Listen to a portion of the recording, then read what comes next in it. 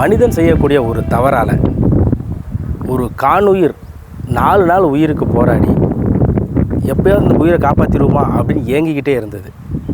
இது எங்கே அப்படின்னா பாரதியார் பல்கலைக்கழகத்துக்கு பின்னாடி இருக்கிற வனப்பகுதி, கோவை வனச்சரகத்துக்கு உட்பட்ட இந்த பகுதியில் ஒரு பெண் யானை, அதாவது அதோட குட்டியோடு இங்கே வந்து உடல்நிலை முடியாமல் ஒரு பட்டா நிலத்தில் விழுந்துருச்சு.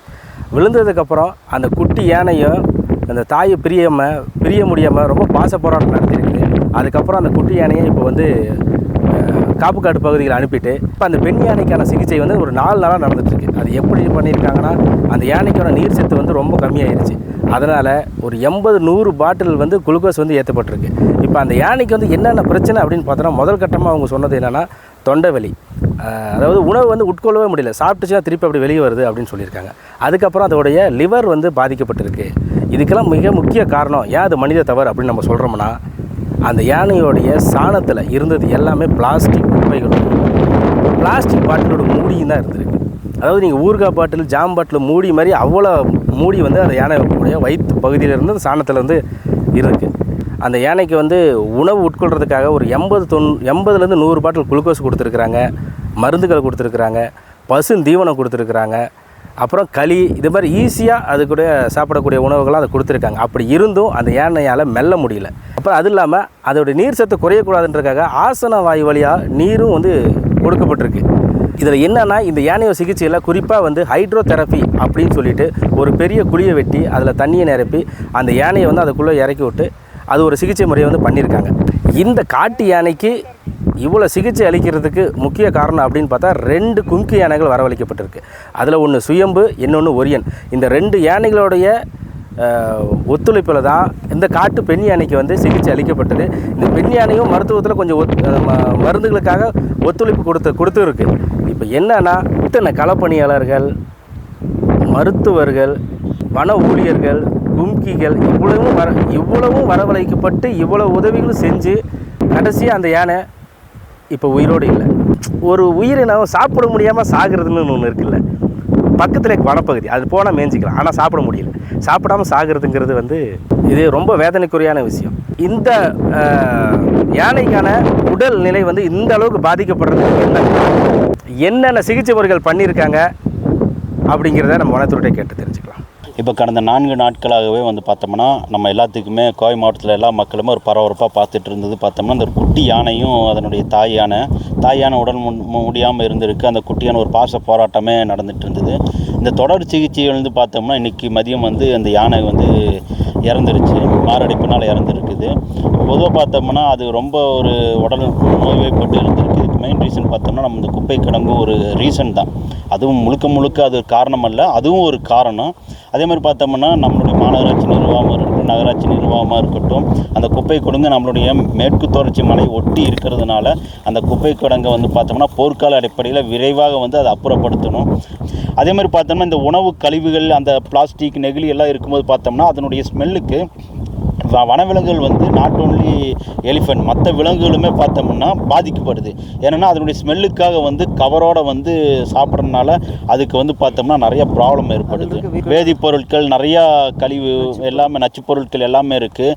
ஏன்னா அது பிரித்து அது சாப்பிட தெரியாது. அது இயற்கையான இப்போ அதனுடைய உணவு பழக்க வழக்கங்களும் மாறுது. இந்த குப்பை கிடங்கு பக்கத்தில் இருக்கிறதுனால இயற்கையான உணவு பழக்க வழக்கங்கள் இல்லாமல் இந்த மாதிரியான மனிதனுடைய செயற்கையான உணவு பழக்கங்கள் அடிக்ட் ஆகுது. இதனாலையும் கூடியும் பார்த்தோம்னா இந்த குடியிருப்பு பகுதிக்குள்ளே யானையில் வர்றதுக்கு ஒரு காரணம். இந்த காணொலி மூலிமா மாண்புமிகு தமிழக முதல்வருக்கும் ஒரு கோரிக்கை வைக்கிறோம். நம்மளுடைய மாவட்ட ஆட்சியர் அவர்களுக்கும் இந்த கோரிக்கை வைக்கிறோம். நம்மளுடைய இந்த மேற்கு தொடர்ச்சி மலை ஒட்டி இருக்கக்கூடிய இந்த குப்பை கிடங்கு போர்க்கால அடிப்படையில் வந்து இதை நம்ம அப்புறப்படுத்தினா தான் நம்மளுடைய க்ரீன் கவரும் நல்லா இருக்கும். ஏன்னா க்ரீன் கவர் நல்லா ஆரோக்கியமாக இருக்கும். நம்மளுடைய வனவிலங்குகளும் ரொம்ப ரொம்ப முக்கியம். ஏன்னா இப்போ உலக நாடுகளில் அச்சுறுத்தலை பார்த்துட்டு இருக்கிற காலநிலை மாற்றம். இப்போ டோட்டலாக பார்த்தோம்னா நம்மளுடைய கோவை மாவட்டத்தில் கடந்த 2 ஆண்டுகளாக வெயிலினுடைய தாக்கம் வந்து ரொம்ப அதிகமாக இருக்குது. இது எல்லாமே காலநிலை மாற்றம் தான். உலக நாடுகளில் பேசிகிட்டு இருக்குது. அதுக்கு பார்த்தோம்னா நம்மளுடைய வனவிலங்குகளும் தேவை. நம்ம இயற்கையினுடைய ஒன்றிணைந்து வாழக்கூடிய ஒரு தருணத்தில் தான் இருக்கிறோம். நம்ம இதில் லிவர் பாதிப்பு பொதுவாக இருக்கக்கூடியதான். இப்போ தொண்டை இன்ஃபெக்ஷனில் பார்க்குற பொழுது நம்ம ஏற்கனவே அதிர்ச்சி அளிக்க விதமாக இதனுடைய சாணியில் பார்த்தோன்னா ஏகப்பட்ட பிளாஸ்டிக் இருக்குது. இங்கே இந்த பகுதியில் இருக்கக்கூடிய சாணி ஆராய்ச்சி பார்க்குற பொழுது யானையுடைய சாணத்தில் அதிகமான பிளாஸ்டிக் வரதை பார்த்தோம். அது யானை ஒரு சிம்பிள் ஸ்டொமக் அனிமல். ஒரு பிளாஸ்டிக் பொருளை சாப்பிட்றதுனால அப்படியே சாப்பிட்டு அப்படியே ஜீரணமாகி வெளியே வந்துடும். பெரிய பாதிப்பு ஏற்படுவதற்கான வாய்ப்பு கம்மி, பாதிப்பு ஏற்பட வாய்ப்பு இருக்குது. ஆனால் அது சாப்பிடக்கூடிய பிளாஸ்டிக் பொருளில் குருமா பாக்கெட்டு கெட்டுப்போன உணவுகள் இருந்தால் அந்த கெட்டுப்போன உணவு வாயில் போகிறதுக்குனால ஏற்படக்கூடிய இன்ஃபெக்ஷனாக கூட அது இருக்கலாம். அதுதான் இதுக்கு ரொம்ப பாதிக்கப்பட்டிருக்கிறது. தொடர்ந்து இந்த மாதிரி இன்ஃபெக்ஷன் இருந்ததுன்னா லிவர் பாதிக்கலாம், அது வாய்ப்பு இருக்குது. வேறு பாக்டீரியா வைரல் டிஷ்யூ காரணங்களாக இந்த யானைக்கு இந்த லிவர் பாதிப்பை இந்த கோயம்புத்தூர் ரீஜன் ஏற்கனவே நம்ம சந்திச்சிருக்கிறோம், பதிவு செஞ்சுருக்கிறோம். பிளாஸ்டிக் சாப்பிட்றதுனால இம்மீடியட் பாதிப்புன்னு சொல்ல முடியாது. ஏன்னா இது சிம்பிள் ஸ்டொமக் அனிமல். இதே காட்டு எருமையாக இருந்துச்சு, காட்டு மாடாக இருந்ததுன்னா அதுக்கு 4 ஸ்டொமக் அனிமல் ரூமன் இருக்கும். சாப்பிட்ற பிளாஸ்டிக்கெல்லாம் சாணியில் வெளியே வராது.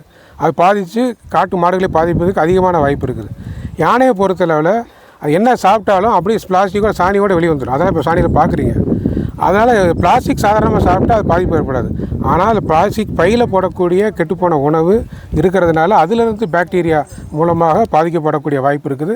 அந்த மாதிரி பாதிப்பு இந்த யானைக்கு ஏற்பட்டு இருக்கிறது. சரி, யானைக்கு இது சிம்பிள் ஸ்டொமக்கு, அதனால் என்ன சாப்பிடுதோ அது வெளியே வந்துடுது அப்படின்னு சொல்கிறோம்.